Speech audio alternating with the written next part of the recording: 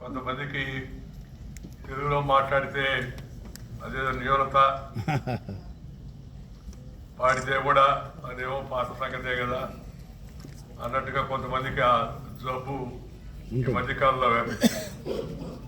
నేనేమనుకున్నానంటే తెలుగు మాట్లాడగలిగితే అది గొప్ప లక్షణం, గొప్పవాళ్ళ లక్షణం, గొప్పతనానికి సూచికాన్ని. ఎందుకంటే నేను తెలుగువాడే కాబట్టి, మాది తెలుగు భాష కాబట్టి, తెలుగు గడ్డ కాబట్టి, తెలుగు తల్లి బిడ్డను కాబట్టి నేను ఒక్కరోజు కోసం కాదు, ప్రతిరోజు కోసం, ప్రతి గంట కోసం, శ్వాస ఉన్నంతకాలం భాష ఉండాలి అనే భావనతో జీవించేవాడిని నేను. అందువల్ల సంతోషం.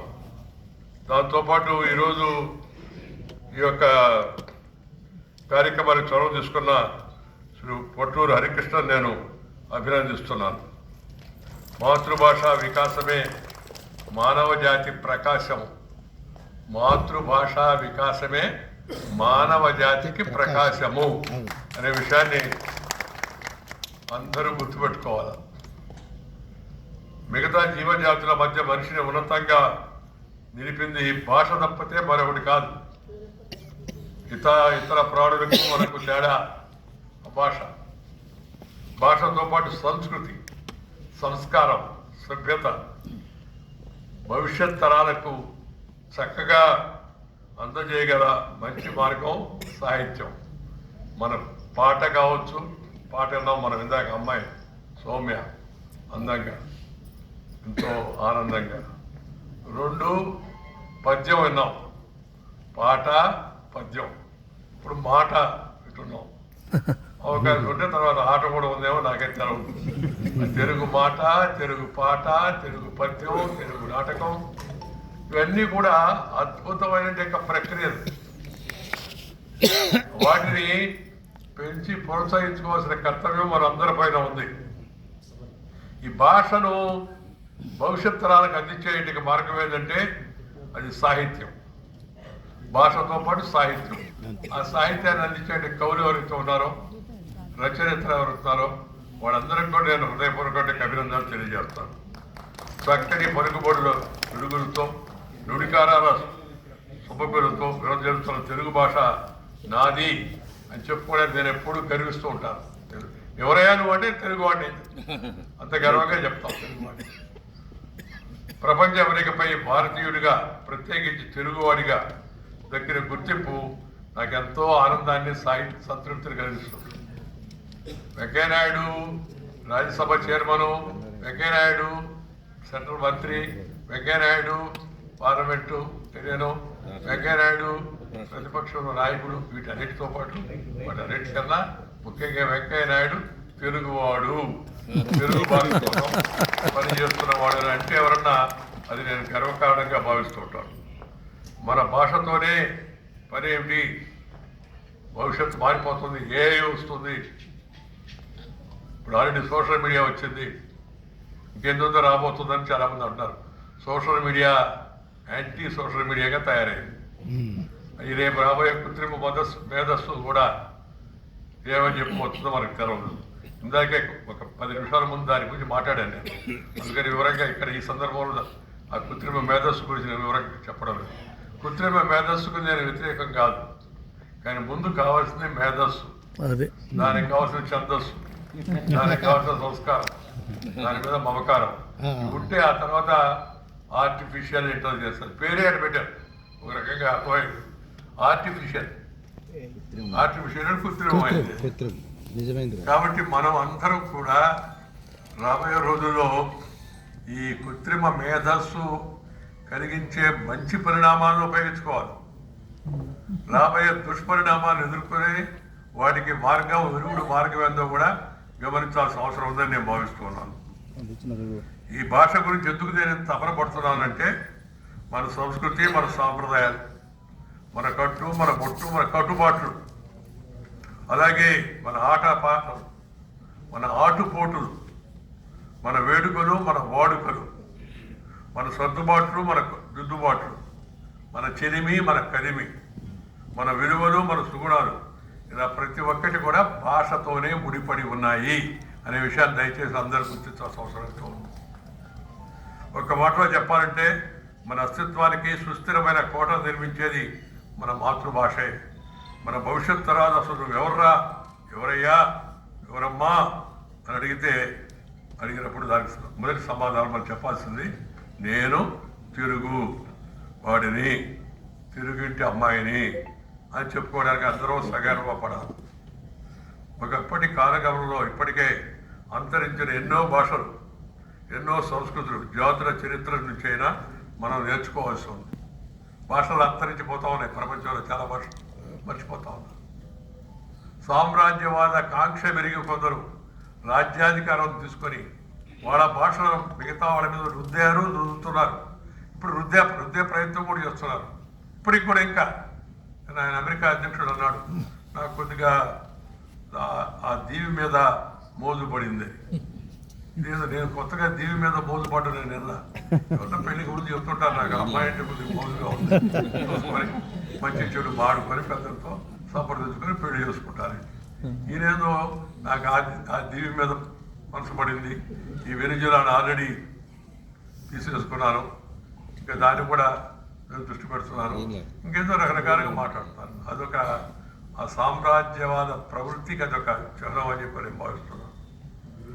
మనము ఇటీవల తవ్వకాలు దొరుకుతున్న ఆధారాల మీద భాష తెలుసుకోలేక ఎన్నో విలువైన విషయాలు మనం కోల్పోతున్నాం. అలాంటి పరిస్థితి మన భవిష్యత్ తరాలకు రాకూడదంటే మన భాషను మనము కాపాడుకోవాలి. తెలుగు పద్యమే తెలియకుంటే మనకు మాత్రమే ప్రత్యేకమైన అవధాన విద్య గొప్పతనం ఎలా తెలుస్తుంది చెప్పండి. తెలుగు మహాభారతం గురించి తెలియకుంటే తెలుగు వారి విలువలు ఎవరికైనా ఎలా తెలుస్తాయి? పోతన భాగవతం రుచి చూడకుంటే తెలుగుంటి చిన్ని కృష్ణుడి అల్లరి చేష్టలను ఆనందించగలమా? ఆముక్త మాల్యద గురించి తెలియకుంటే శ్రీకృష్ణదేవరాయల యొక్క వైభవం ఎలా తెలుస్తుంది మనకి? ఇవన్నీ చిన్న చిన్న ప్రశ్నలే ఇవన్నీ.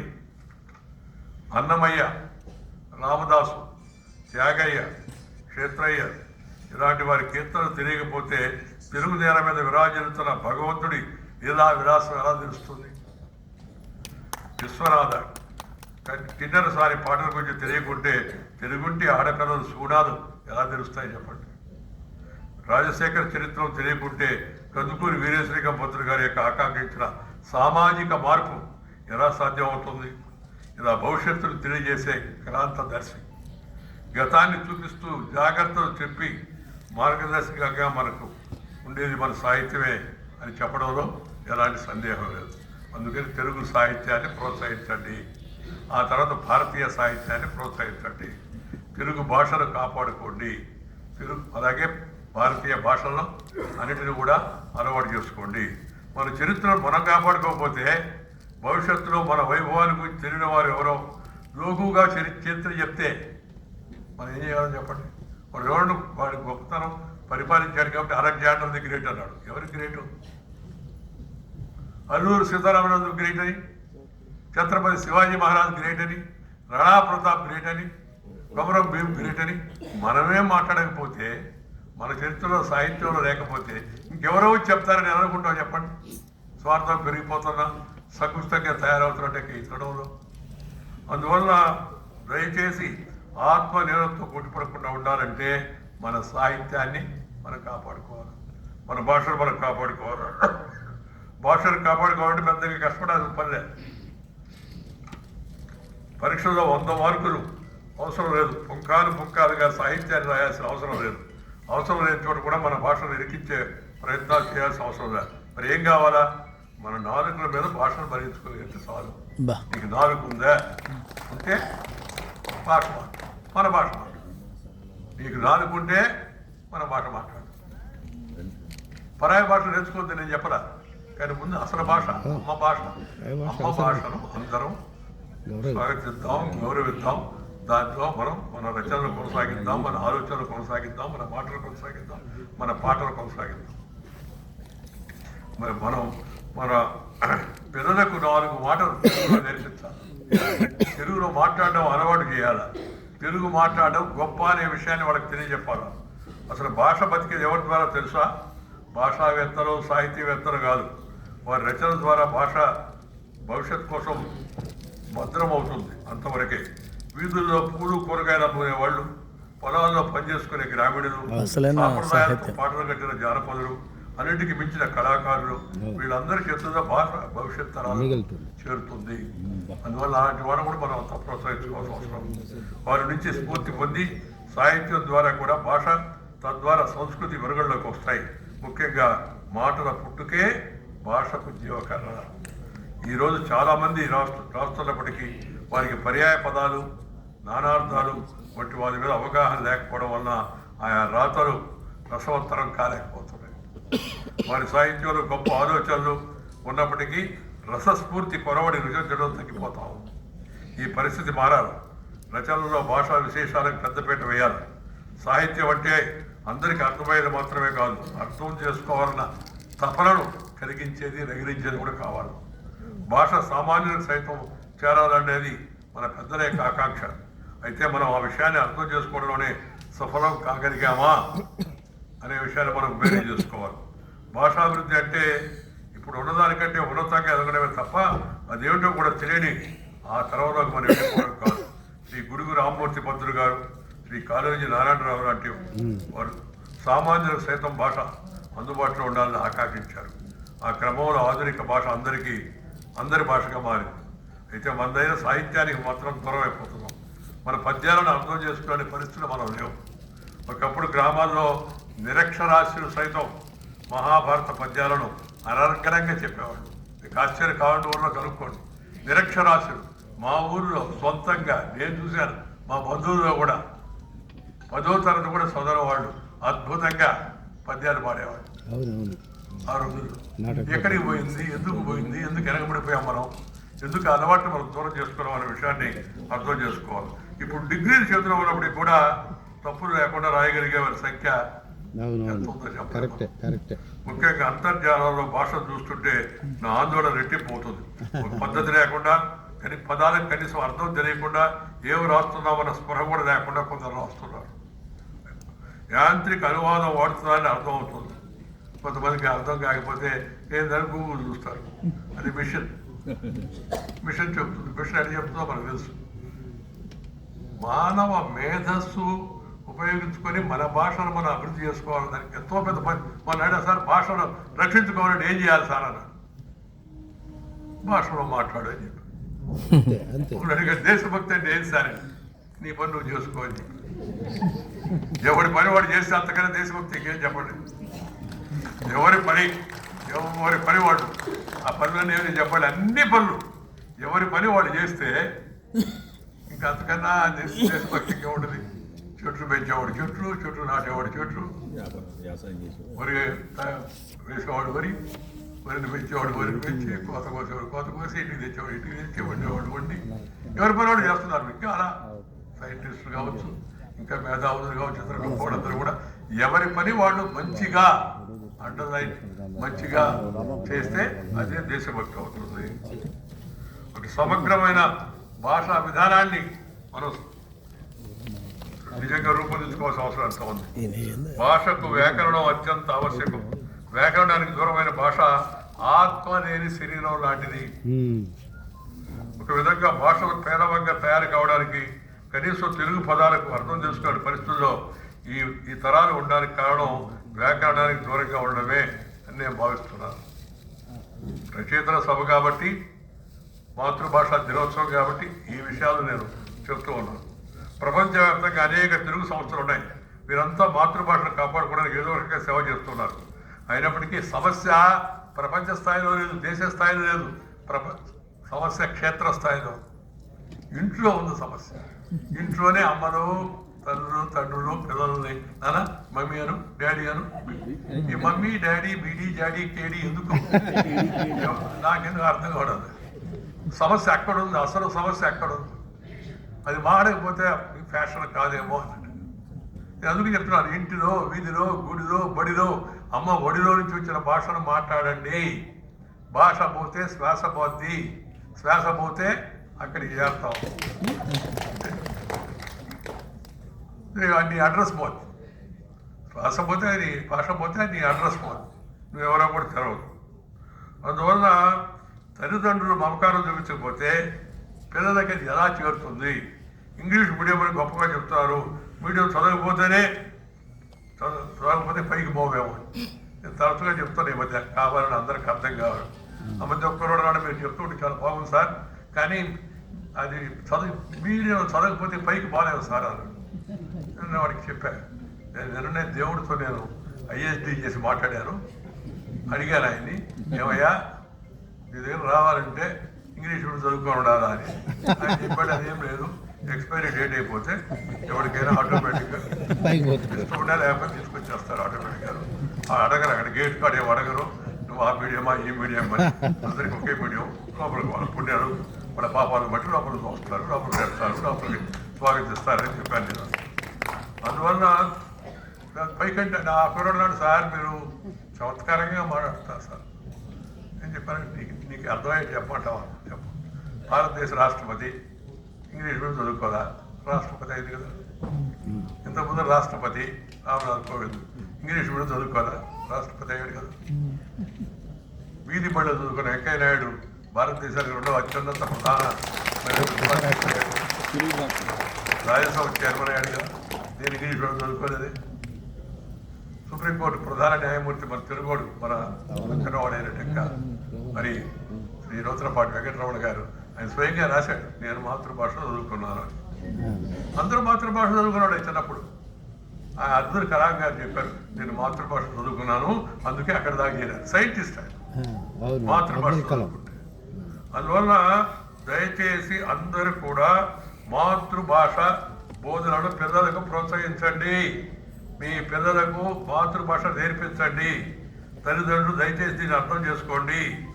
పైకి పోవాలంటే ఇంగ్లీష్ చదవడం కాదు, ముందు తెలుగులో ప్రజ్ఞ సాధించండి. ఆటోమేటిక్గా అన్ని నేర్చుకోవచ్చు. ఒకసారి మన భాషలో మనకి ప్రావీణ్యత పెరిగితే, అవగాహన వస్తే ఏ భాష అయినా నేర్చుకోవచ్చు. నేను 65 దేశాలు తిరిగా, ఆ భాషను నేర్చుకున్నాను నేను. కానీ నా భాష నాకు వచ్చు. అక్కడ పోయి మాడే కదా, కమ్యూనికేట్ చేశాను కదా. అమెరికా అధ్యక్షుడు కలిశాను ట్రంప్ ఇంతకుముందు, ఆయన అధ్యక్షుడు నుంచి ఫ్రెంచ్ అధ్యక్షుడు కలిశాను, జర్మనీ ఛాన్సలర్ కలిశాను, రష్యా అధ్యక్షుడు పుట్టిన కలిశాను, అనేక దేశాలు నాయకులు కలిశాను. నా భాష తిరిగి నా డ్రెస్ ఇదే. కొంతమంది అడిగారు సార్ ఉపరాష్ట్రపతి చేంజ్ ఆఫ్ డ్రెస్ అని. No change of dress, only change of address అని చెప్పారు. మన గుర్తింపు మనది, మన గుర్తింపును మనం గౌరవపడాలి. తెలుగువాడిని నేను పచ్చ చొక్కా కట్టుకుంటాను, తెలుగులో మాట్లాడతాను, తెలుగులో పాడతాను అంటే అది ముందు నీకు ఆత్మవిశ్వాసం ఉండాలి. నువ్వు చేస్తున్న పని గొప్ప అని చెప్పాను. అది కుటుంబంలో మొదలవ్వాలి. అందుకే నేను ఎప్పుడు చెప్పాను, ఇంట్లో విధిలో గుడిలో బడిలో అమ్మ ఒడిలో వచ్చిన భాష మాట్లాడండి. ఆ తర్వాత ఎన్ని ఫస్ట్ మదర్ టంగ్, తర్వాత బ్రదర్ టంగ్, ఆ తర్వాత ఎనీ అదర్ టంగ్. ఈ విషయాన్ని అందరూ దయచేసి గుర్తుపెట్టుకోవాలి. ఈ మనకి సరైన ఆలోచనలు ఇచ్చేది ఈ మాతృభాష. పరభాష లఘుశబ్దాలను చూస్తే నిజమైన మాతృభాషలో గల వెలుగులో పూర్తిగా అవగతం కావు, అర్థం కూడా కావు. భారత ప్రభుత్వం ఇంజనీరింగు మీ అందరికీ ఆశ్చర్యం కలగవచ్చు, సంతోషం కలగవచ్చు, కొంతమంది భయపడగలగచ్చు. రాబోయే రోజుల్లో ఇంజనీరింగు, మెడిసిన్, టెక్నాలజీ అన్నీ కూడా భారతీయ భాషలోనే బోధించబోతున్నారు. దానికి ప్రణాళిక ప్రధానమంత్రి గారు తయారు చేశారు. కొందరు బయలుసారి మనం ఇక్కడ చదువుకోకపోతే అక్కడ చదువుకోవడం వాడసకు. అయ్యా రష్యాలో, చైనాలో, జర్మనీలో, ఫ్రాన్స్లో, జెకోస్లోవేకియాలో మెడిసిన్, టెక్నాలజీ వాళ్ళు మాతృభాషలో చదువుకుంటారు. కావాలంటే వెరిఫికేషన్ చేసుకోండి. ఆ దేశ నాయకులు వచ్చినప్పుడు అందరూ వాళ్ళ మాతృభాషలో మాట్లాడతారు, పక్కన ఉండి ఒక ఆయన ట్రాన్స్లేట్ చేస్తాడు. ఇప్పుడు కొద్ది రోజులు పోతే ఇంకా మార్పు రాబోతుంది. నువ్వు ఇక్కడ మాడుతుంటావు, అక్కడ మాడుతున్నట్టుగా వేరే భాషలో. ఇక్కడ నువ్వు ఇంగ్లీష్ తెలుగులో మాడుతుంటావు, అక్కడ తమిళ్లో మాడుతున్నావు, వెంకయ్యనాయుడు కనపడతాడు. ఇప్పుడు విరిగిపోతే అక్కడే కాదు, నీ పక్కన కూడా కూర్చొని మాట్లాడుతున్నట్టు వింటున్నట్టుగా కూడా ఉంటాడు, మాట్లాడుతుంటాడు వింటున్నట్టుగా. ఇవంతా కృత్రిమంగా రాబోతున్నాయి. కానీ అసలు సత్తా నీ దగ్గర ఉండాలా అంటే నీకు సబ్జెక్ట్ అర్థం కావాలంటే ముందు భాష రావాలి, నీ భాష. కాబట్టి అటు కాకుండా మొదట్లోనే పిల్లలు బలవంతంగా ఇంగ్లీష్ మీడియం చదివిస్తే 2 చేయాలి వాళ్ళు. ఏంది? 1 ఇంగ్లీష్ నేర్చుకోవాలా, 2 సబ్జెక్ట్ నేర్చుకోవాలి. సులభమైన మార్గం. ముందు విషయం నేర్చుకోవడం నేరుగా, ఈ ప్రయత్నం కొంత మొదలు కావాలి. భారత ప్రభుత్వం ప్రధానమంత్రి గారు చాలా క్లియర్ కట్గా స్పష్టంగా ఉన్నాడు. ఆయన మాతృభాష కొత్త వచ్చిన విద్యా విధానం కూడా చెప్పింది, ప్రాథమిక విద్య తప్పనిసరిగా మాతృభాషలో జరగాల అని చెప్పి, పరిపాలన కూడా మాతృభాషలో జరగాల. ఎన్ని చర్యలు తీసుకోండి. నేను చెబుతూ ఉన్నాను, చంద్రబాబు నాయుడు గారు ఆయన రేవంత్ రెడ్డి గారు ఉన్నప్పుడు కూడా చెప్పారు, రామోజీరావు గారి సభలో, అయ్యా ఇద్దరు తెలుగు ప్రభువులు అంటే పాలకులు, మీరు దయచేసి జనానికి ఉత్తర్వులు, ప్రభుత్వ ఉత్తర్వులు తెలుగులో ఇవ్వండి, ప్రజలకు పరిపాలనా భాషగా తెలుగు ఉండాలి. ఆ పని చేయాల్సిన కర్తవ్యం ముఖ్యమంత్రులది. ఆ మధ్య అసెంబ్లీలో ఉన్నప్పుడు నేను ఒకప్పుడు ఒక మెంబర్, ఆయన పేరు చెప్పాను ఆయన ఒకరు, నేను తెలుగు సరిగ్గా ఉండదాను అని అన్నాడు. ఆయన గమనిస్తే లేచి, తెలుగుదేశంలో పుట్టి తెలుగు రాదంచు సకిరించు ఆంధ్రుడా సావెందుకురా అన్నాడు. చాలా గట్టిగా కాటుగా. తెలుగుదేశం అంటే తెలుగుదేశం పార్టీ కాదు, తెలుగుదేశంలో ఉన్నాం కదా బ్రదరు. పరిపాలన కోసం రెండు విడిపోయావు, తెలంగాణ అని ఆంధ్ర అని. ఇక రెండు కూడా తెలుగుదేశాలే కదా అంటే ఘాటుగా ఆ మాట అర్థం కావడం కోసం అన్నాడు ఆయన. కవిత్వాలు కొందరు ఒకసారి చెడుకులు వదులుతుంటారు, వెంకయ్య చంద్ర కూడా చేస్తుంటారు. ఏం చేయాలా? ఒకటి, ప్రభుత్వం ఉత్తర్వులన్నీ తెలుగులోనే ఇవ్వాలా. రెండు, తెలుగు వచ్చినోడికి ఉద్యోగం. సింపుల్, ఏం పడలే. ఈ మధ్య అందరికి ఏమాత్రం ఏం బాగాలేకపోయినా ఏది కాకపోయినా ఒక డోలో అంటున్నాను. అందుకని అందరికీ ఒకటే డోలో ఏంటంటే తెలుగు నేర్చుకోండి. అలా ఉంటేనే పరిపాలనలో ఉత్తర్వు తెలుగులో ఉంటుంది, అసెంబ్లీ తెలుగులో నడవాలి. అది వాళ్ళ డ్యూటీ. ఇందాక గవర్నర్ గారు చెప్తారు గంట సేపు అన్నారు. గంట కాదు, అసలు అసెంబ్లీ జరిగినంత సేపు తెలుగులోనే జరగాలి. బయటకు వచ్చే రభస జరుగుతుంది, దాంట్లో ఏ భాష వాడు తిట్టుకున్నా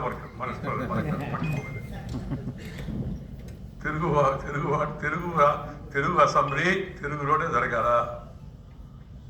తెలుగు కౌన్సిల్ తెలుగులోనే జరగాల,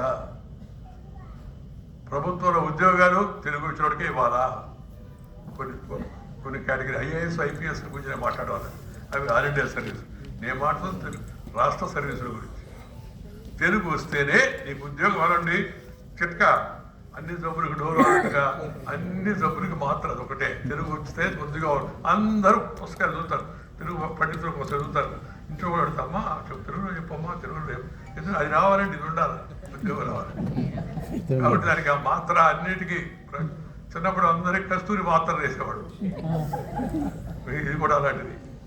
అందరికీ జబ్బుకి మాత్రం ఏంటంటే ఉద్యోగం రావాలంటే తెలుగు వచ్చి ఉండాలా అని పెట్టేశారు అనుకోండి, అన్ని ఆటోమేటిక్గా మారిపోతాయి. అయితే ఇంగ్లీష్లో అమెరికా పోవాలంటే ఏం చేయాలా? పోవాలంటే కదా నువ్వు పోయిన దాకా ముందు నేర్చుకో, ఆ తర్వాత పోవాలనిపిస్తే పో, అప్పుడు నేర్చుకో. అప్పుడు నేర్చుకుంటావు కదా. 10వ తరగతి అయిపోయింది అనుకోండి, ఇంగ్లీష్ నేర్చుకో, ఫ్రెంచ్ నేర్చుకో, చైనీస్ నేర్చుకో, రష్యన్ నేర్చుకో, జర్మన్ నేర్చుకో, ఏ భాష కావాలంటే ఆ భాష నేర్చుకో. ఇప్పుడు కొంతమంది రాజకీయ నాయకులు మాట్లాడే ఆ భాష తప్పితే మిగతా ఏ భాష అయినా నేర్చుకో. కొంతమంది స్పెషలైజ్ చేస్తారు, బూత్ పాట తగ్గేదే సమస్య లేదంటారు. అది వద్దు, మిగతా అన్ని మీరు ఇందాక చెప్పినట్టుగా మనం మన భాషలో మనం మాట్లాడుకుందాం, మన భాషను మనం గౌరవించుకుందాం. కోర్టులు వాదన మన భాషలో, కోర్టు తీర్పు మన భాషలో, డాక్టర్ వైద్యం మన భాషలో, మందు మన భాషలో. ఆ మందు పేరు మార్చబడలే, రాసివ్వడానికి ఏముంది, మాత్రం పేరు రాసివ్వడానికి మనకి అర్థమయ్యేటట్టుగా. ఎందుకంటే పేషెంట్కి వచ్చింది ఇంగ్లీషు, డాక్టర్ కూడా పేషెంట్ కోసం నేర్చుకోవాలి కదా అవసరం అయితే. కాబట్టి అందరూ కూడా మాతృభాష పట్ల నిజాయితీతో, శ్రద్ధతో, నిబంధనతో, కార్యదీక్షతో ఉండాలి. కృత్రిమ మేధా విషయంలో కూడా మాతృభాషను కాపాడుకోవడానికి మంచి అవకాశం దొరికింది. కృత్రిమ మేధస్సును ఆయా రాష్ట్రాల్లో ఆ భాషలో అభివృద్ధి చేసే విధంగా ప్రభుత్వాలకు దృష్టి కేంద్రీకరించాలా. ఏ విషయాన్నైనా మన మాతృభాషలో క్షణాల్లో అంతరించేట వెసులుబాటు దొరికితే అంతకు మించిన దన్ను భాషకే ఉంటుంది. ఇక్కడ గమనించాల్సిన మరో అంశం ఏంటంటే మౌఖిక భాష వేరు, లిఖిత భాష వేరు, సాహిత్యం వేరు, సంస్కృతి వేరు, సాంప్రదాయాలు వేరు. ఇవన్నీ ఒకదాని మీద మరొకటి ఆధారపడి ఉంటాయి అనే విషయాన్ని గుర్తుపెట్టుకోండి. భాషను సమగ్రంగా కాపాడుకుంటే మాత్రమే ఇవి మనుగడ సాగించగలవు. భాషను కాపాడుకోవాలని అంశాన్ని అనేక కోణాల్లో ఆలోచించి అర్థం చేసుకోవాల్సిన అవసరం ఉంది అని మేము మనం చేస్తున్నాం. ఇంతకుముందు చెప్పినట్టు పుస్తకాలు అచ్చివేస్తేనో ఆర్థిక ప్రోత్సాహాలు ఇస్తేనో భాషను కాపాడుకోవడం సాధ్యం కాదు. తల్లిదండ్రులు మాతృభాష పట్ల అవగాహన కలిగి ఉండాలి. ఉపాధ్యాయులు విద్యార్థులకి ఇద్దరికి కూడా మాతృభాష పట్ల ప్రేమ పెంచాలి. ప్రభుత్వాలు మాతృభాషలో చదువుకున్న వారికి ఉద్యోగాలు ఇస్తే అది మాతృభాష అభివృద్ధికి చక్కని బాటలు వేస్తుంది. కవులు రచయితలు తరాలకు తెలియపరిచే విధంగా మన సంస్కృతి చాటి చెప్తే వాటిని మనం చేయాల్సింది గౌరవించడం, సత్కరించడం, సన్మానించడం. దానికి ఏం ఖర్చు లేదు. ఒక మంచిగా ఒక బాలకృష్ణ గారు ఒక పాట పాడడం, ఒక పద్యం పాడిన అన్నాం, ఆయనకు ఉత్సాహం పెరుగుతుంది, ప్రోత్సాహం పెరుగుతుంది. అలాంటి వాళ్ళందరికీ మనకంత విధుగా మనకి వినిపిస్తుంది. ఒక పాట పాడమ్మా అని చెప్పావు ఇందాక అమ్మాయికి సౌమ్య పాట పాడింది, ఎంతో సంతోషించాక మనందరూ కూడా.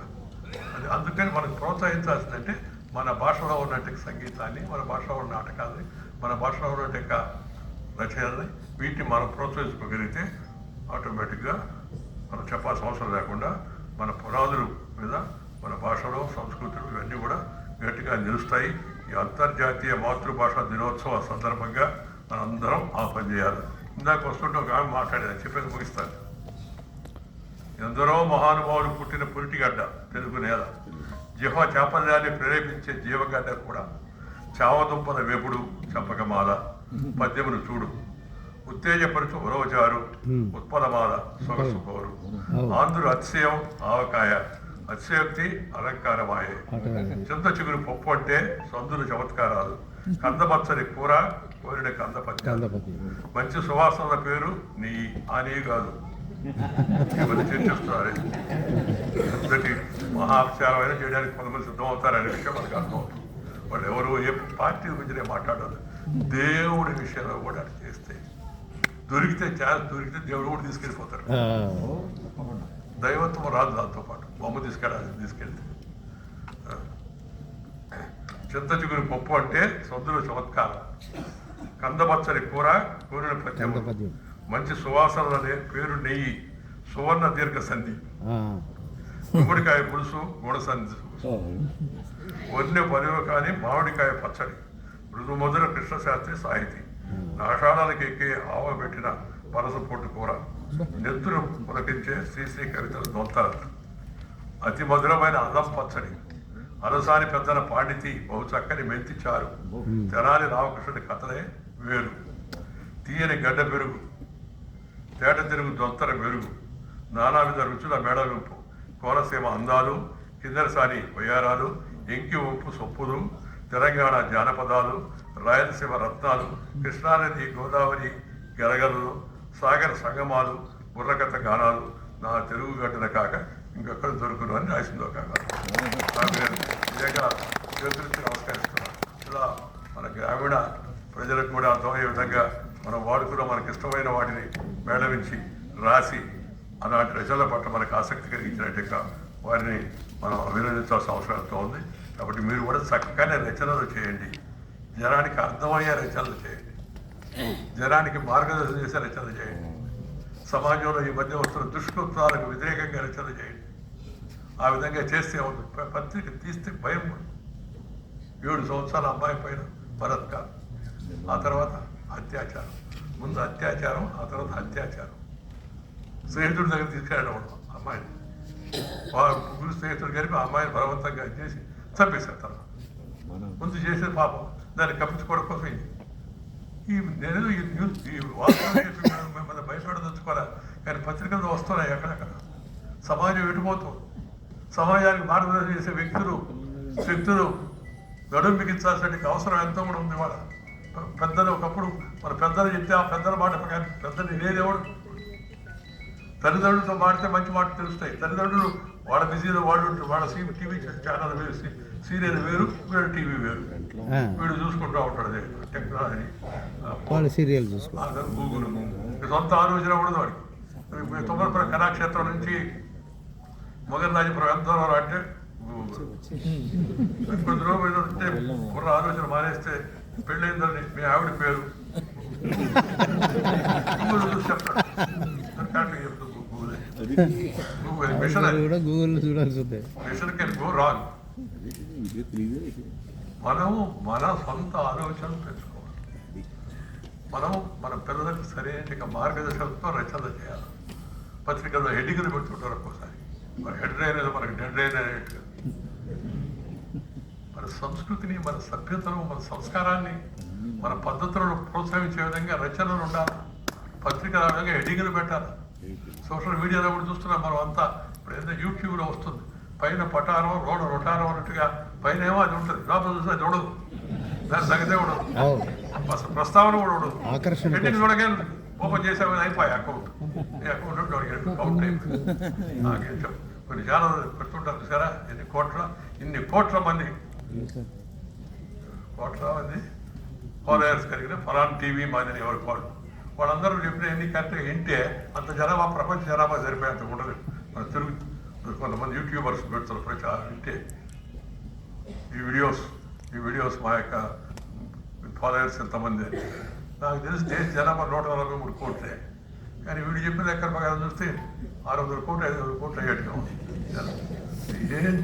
ఏదన్నా పెట్టచ్చు నీ ఎదురు ఏముంది, అక్కడ పెడితే పెట్టాడు కూడా నీకు అక్కడ రాగింది కళ్ళు చూసావు.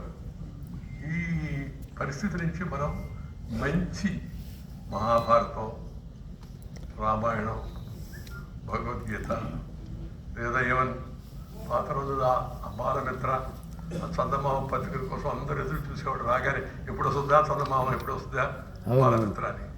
ఇప్పుడు అలాంటి బాలమిత్రలు లేవు, చందమామ లేవు. రాత్రి ఇప్పుడు చందమామ చూడాల్సింది తప్పితే ఈ చందమామ చూసే పరిస్థితి. రచనలు వాస్తవాన్ని ప్రతిబింబించాలి. రచనలు సమాజానికి మార్గదర్శకం కావాలి. రచనలు సత్కార్యాన్ని, సద్బుద్ధిని, సదాలోచనని, సత్ప్రవర్తనను పెరిగే విధంగా రచనలు ప్రోత్సహించాలి. అలా చేస్తే ఇలా జరిగింది, ఇతను మంచివాడయ్యాడు, హీరో అయ్యాడని సందేశం అలా వెళ్ళాలి. అది చేయగలిగితే సమాజానికి మనం కొంత మేలు చేసిన వాళ్ళు అవుతామని ఈ సందర్భంగా మీ అందరికీ మనవి చేస్తూ, నేను నాకు ఈ అవకాశం ఇచ్చిన నన్ను హరికృష్ణ, ఈరోజు మీరు రావాల్సారంటే ఇప్పుడు కార్యక్రమం అయింది, దీనికి వచ్చాను. మళ్ళా ఇక ఒక దూరం వెళ్ళాల్సి ఉంది.